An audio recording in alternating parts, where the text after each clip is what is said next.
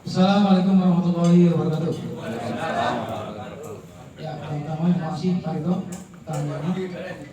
Open mainnet itu jaringan akan terbuka, open source. Jadi jaringan utama itu terbuka. Jadi jaringan Bitcoin itu akan terbuka. Dan Pi mempunyai jaringan sendiri. Pi tidak atau masuk ke jaringan Ethereum ataupun jaringan Bitcoin. Jadi Pi itu mempunyai jaringan sendiri. Cuma di aplikasi itu ada Stellar. Ya teman-teman harus tahu apa itu Stellar.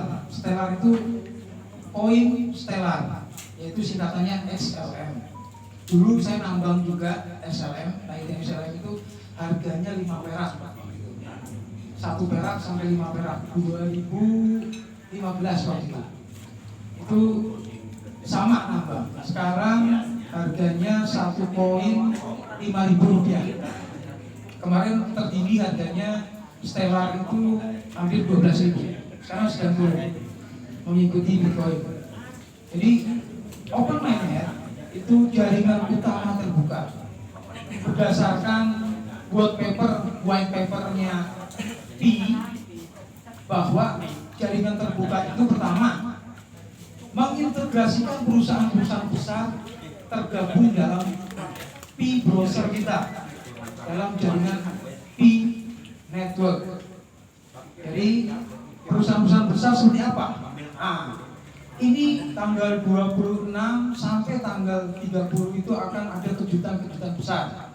Seperti bank-bank besar dunia itu sudah tergabung, bahkan Binance, Indodax, Kraken, FTX ini sedang mengalami goncang karena kemarin ownernya itu nakal. Jadi owner exchange itu nakal, dia membawa uang para nasabahnya. Jadi sekali lagi kenapa? Sebetulnya Pi itu tidak akan ke exchange, cuma exchanger besar seperti Binance, Kraken, terus Indodax itu ingin bergabung kepada Pi, masuk kepada Web3. Ya. Sebenarnya apa itu exchanger? Okay. Exchanger itu tempatnya mata uang digital, contohnya Bitcoin, Ethereum, Doge, Ripple, terus Solana, dan lain-lain. Jadi ada yang diakui di Indonesia itu ada sekitar 45 kripto. Itu kripto Indonesia. Kalau Pi itu mata uang digital. Jadi ketika Pi itu sudah open source, itu pertama kali adalah perusahaan-perusahaan besar dulu masuk kepada blockchain yang Pi, yaitu Web3. Mereka harus menyetarakan dulu. Mereka mengupgrade teknologinya ke Web3. Nah, setelah itu baru SDK dan Pi-nya, API-nya itu nyambung ke Pi browser. Jadi yang belum punya Web3 itu belum bisa masuk. Semua exchange nanti akan Web3. Yang tidak Web3 itu akan ketinggalan. Seperti itu. Baik, Pak Tejo. Bicara tentang web ya. Web 1 itu apa? Contohnya seperti apa? Web 2 itu siapa para penggunanya? Nah, Web 3 ini kan teknologi mutakhir. Ya, terbarukan berarti ya. Nah, coba beri penjelasan tentang web. Ya, makasih Pak Tito. Web 1 itu awal mula yaitu adalah generasinya Bitcoin. Bitcoin adalah Web 1. Lalu Bitcoin, Ethereum, Doge, dan kawan-kawannya itu masih Web 1. Nah itu di sini kecanggihan dari Pi, kecepatan transaksi itu hitungannya detik. Coba Bapak boleh deh, kalau nggak percaya, kapan Bapak nyoba beli Bitcoin, kirim dari Indodax ke pintu, itu akan memakan waktu kurang lebih 30 menit sampai 1 jam baru masuk. Tapi Pi itu kecepatannya luar biasa. Dengan Web 3 itu ya? Web 3 betul. Ya, ada yang pernah mengatakan bahwa dalam 1 detik itu bisa 200.000 transaksi. Betul. Kalau Pi itu 1 detik 250.000 transaksi. Makanya harganya Pi itu, saya dapat bocoran bahwa harganya Pi itu ke depan, makanya Bapak kalau bisa jangan dihabiskan.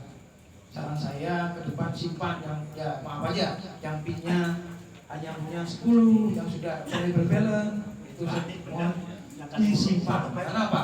Tahun 2025, 2030 itu aset yang sangat berharga, Pak. Berarti harga koin Pi semakin ke sana diperkirakan akan melambung. Betul sekali. Jadi Pi adalah stable coin. Jadi Pi adalah stable coin untuk agar masyarakat dunia itu tidak resesi, menghindari namanya inflasi ya.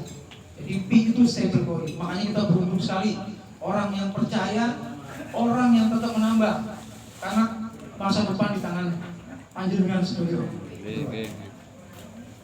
Ya, terus mengenai blockchain. Apa itu blockchain? Blockchain itu jaringan internet, Bapak.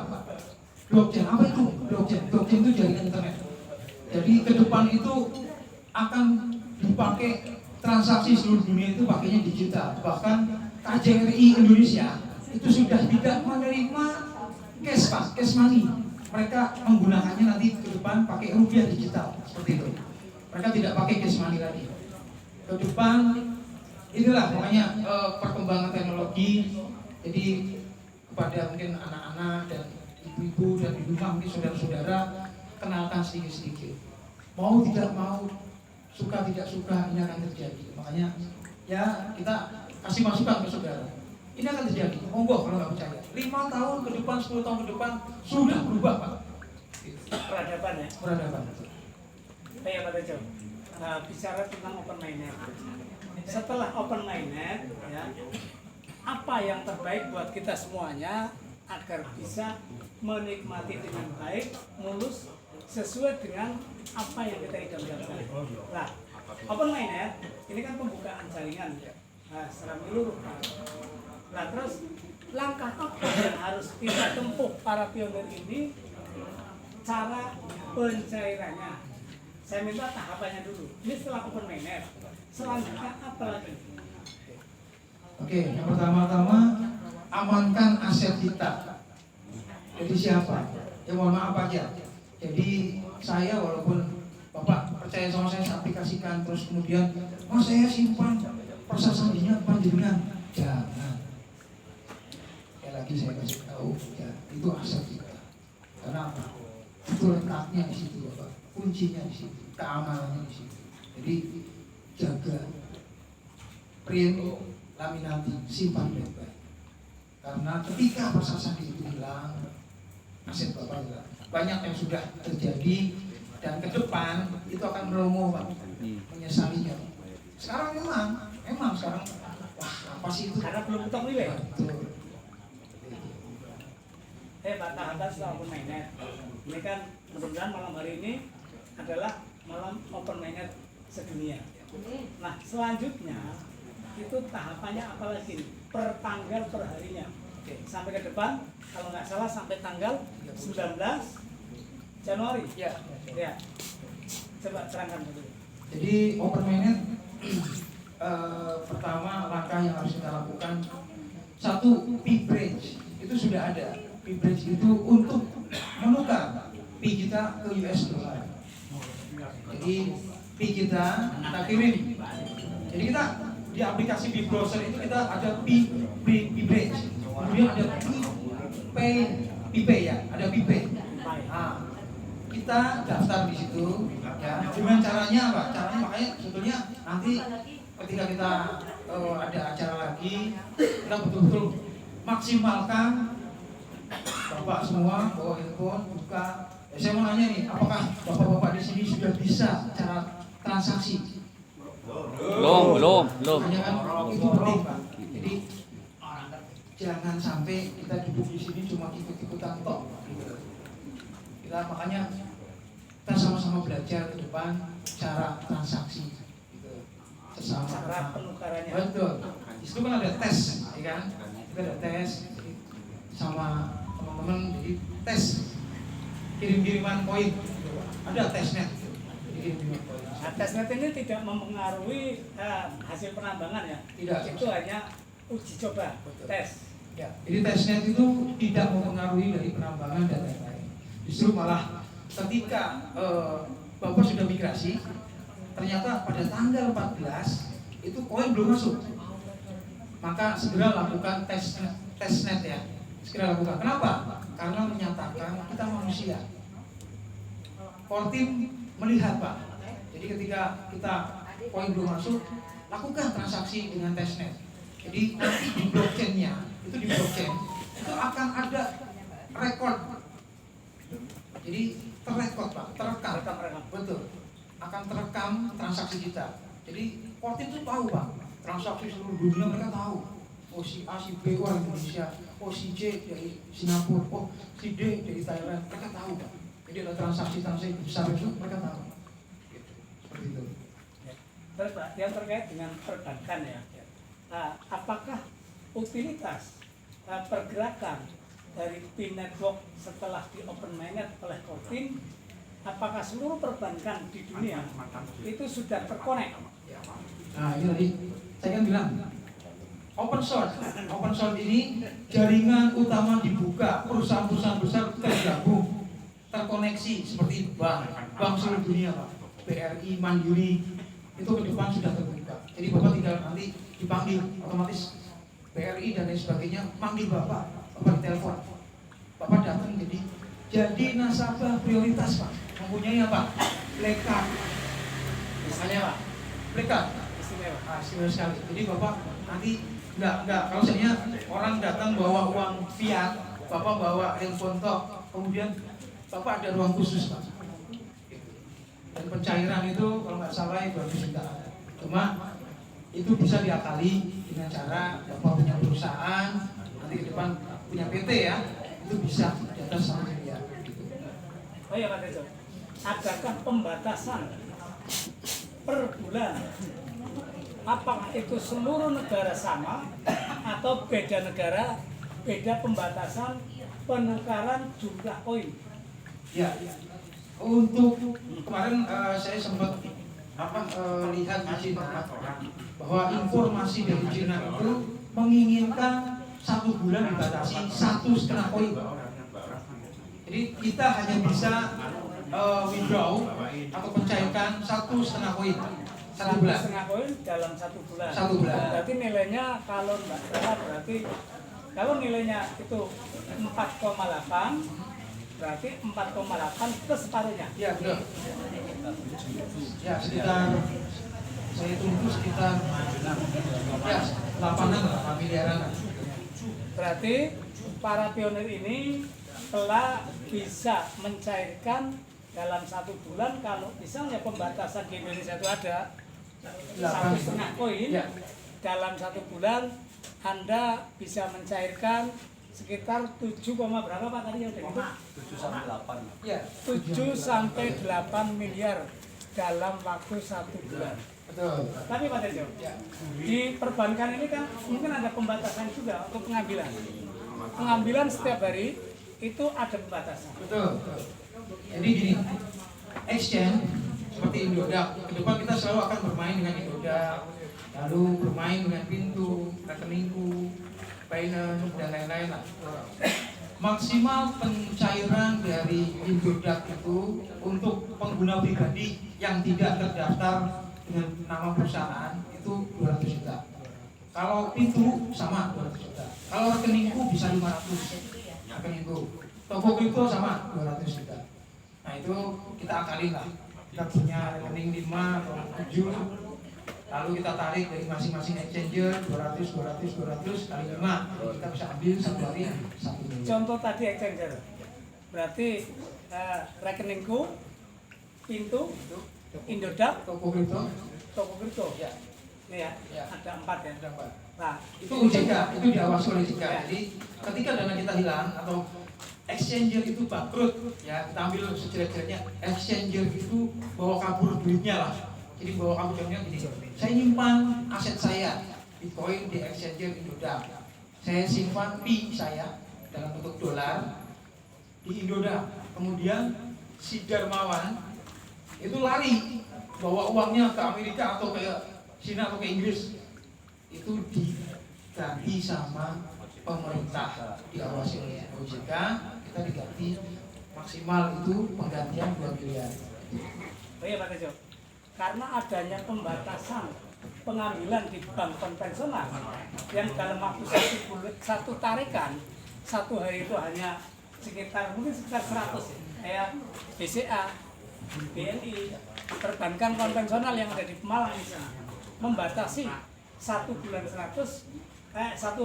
hari 100, berarti apakah kita itu perlu punya rekening dari 5 bank konvensional yang ada di Malang, misalnya BCA, BRI, BNI, Mandiri, dan Amon? Perlu Pak, jawabannya perlu Pak. Itu penting karena ketika bapak-bapak butuh uang banyak ya, nggak bisa satu bank Pak. Makanya kalau bisa 5, 6, 7, 8, 10 Pak. Serah. Ya, ini contoh, Pak Untung mau membayar tanah seharga 1 miliar, sedangkan menarik satu hari itu satu bank dibatasi 100 juta. Berarti Pak Untung perlu punya rekening 5 ya, untuk narik 100 hari ini dibayarkan, ngesok sing setengah miliar tak bayar maning. Ya, berarti harus punya itu ya, cara mengatur itu ya. Betul. Itu cara mengaturnya. Kemudian ya nanti bapak-bapak punya kontribusi untuk pemerintah itu sangat besar karena ada pajaknya Pak. Ya, pajak. Pajak Pak. Apakah dalam transaksi kita dari koin ke dolar kena pajak apa tidak? Ya, dari PBH itu kita kena pajak. Pertama pajaknya itu 23 juta satu koin. Satu koin itu ada, contohnya gini, saya mau transfer koin itu kena charge fee-nya sendiri 0,01 setara kalau seandainya tadi 4,7 miliar ya 23 juta. Tapi kalau seandainya harganya nanti ke depan 1 juta dolar berarti 15 miliar ya, berarti lebih dari itu. Makanya itu 0,01 itu untuk apa? World meminta transaksi sekarang itu besar Pak. Karena apa? Mereka punya foundation. Foundationnya apa? Mereka punya pendidikan, mereka akan menyantuni orang-orang yang mampu, pendidikan, terus kesejahteraan masyarakat. Itu seperti itu. Terus Pak Tejo. Nah ini kan semuanya belum paham ya tentang cara-cara penukaran. Betul. Ini berarti yang hadir semuanya perlu belajar agar nanti bisa bertransaksi. Ya. Saran Pak Tejo. Ya, makanya setelah Open Minute ini ya sama-sama nanti kita adakan pertemuan lagi yang lebih efektif ya. Karena pertemuan ini ya ini kan kita berdoa bersama agar Open Minute ini membawa keberkahan kita semua dan bermanfaat. Amin. Bermanfaat untuk keluarga kita, untuk masyarakat, untuk semuanya. Ya, satu lagi pesan saya, jangan kaget, terus jangan sombong depannya. Selalu berhenti. Terus Pak, ini kan nanti kita selalu bersama ada wadah ya. Nah, apakah untuk ke depan kita harus memberikan pembelajaran semuanya ini ya, karena untuk transaksi untuk bisa menarik dari menjual dari koin, contoh misalnya ke Binance ya, koin ke Binance, dari Binance kita bisa tarik dolar ke rekening kita. Enggak, dari dolar itu jadi ya, ilustrasinya bagaimana? ya, ilustrasinya tadi seperti itu. Jadi nanti dari dompet kita itu ada pembaruan. Nanti saya kemarin ketika ada di beranda kita kan ada hackathon ya, itu pemenang. Jadi kemarin ada topik. Jadi saya memberi saran kepada core team bahwa ke depan harus mempunyai QR code, QRIS, terus PATM, terus sama P-card. Nah itu ke depan tugas kita semua nanti di daerah-daerah seperti desa-desa itu nanti ada minimarket, itu ada ATM Pak. Nah, ke depan itu tugas kita semua. Itu sudah di planning sama Kortim. Bulan Juli mereka menyiapkan bahwa akan Maksudnya terhubung bulan Juni 2023. Betul. Itu lari ke ATM gitu. Ya, tadi jadi ke depan nanti kita akan maksimalkan acara. Jadi teman-teman semua sangat penting sekali. iya, sangat penting sekali. Jadi ke depan monggo ikut kalau bisa studio lah biar tahu transaksi bagaimana, terus bridge-nya seperti apa, terus daftarnya seperti apa, terus pengiriman dari Binance dari kita dari dompet kita ke Binance, lalu dari Binance mau kita rupiahkan, mau kita jual dolarnya, bisa kirim ke Indonesia, ke Pintu, ke rekeningku, ke Kopito dan lain sebagainya. Jadi nanti kita sama-sama belajar, ya nanti acaranya betul-betul efektif. Kita nanti pakai proyektor. Jadi kita kemungkinan setelah permainan ini, ya mungkin saya carikan dulu. Kita akan sewa Regina ya, di acara di Regina. Ya seperti itu. Setelah overnight ya. Open unit. Ya setelah permainan saya adakan acara itu. Ya nanti dari saya nggak apa-apa. Panjenengan nggak usah urunan, saya undang semuanya.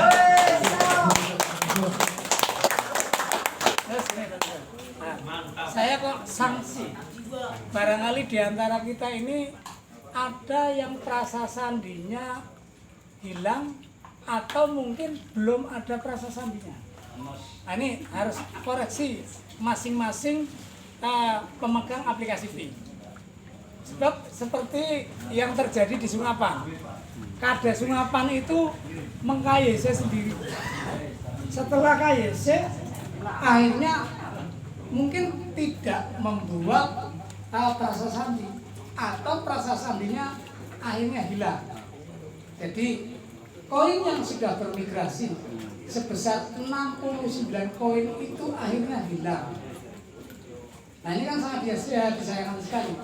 Makanya kalau bisa segera bagi Anda yang punya prasasandi segera di print. Betul. Setelah di print, dilaminating biar jangan lupa. Itu pun dites dulu. Dites. Kalau nanti sudah benar, berarti oke. Tapi kalau sudah di laminating terus ternyata dites, sebab huruf besar dan huruf kecil pengaruh juga. Apalagi kalau sampai kurang satu huruf, ya. Teman kita ada kok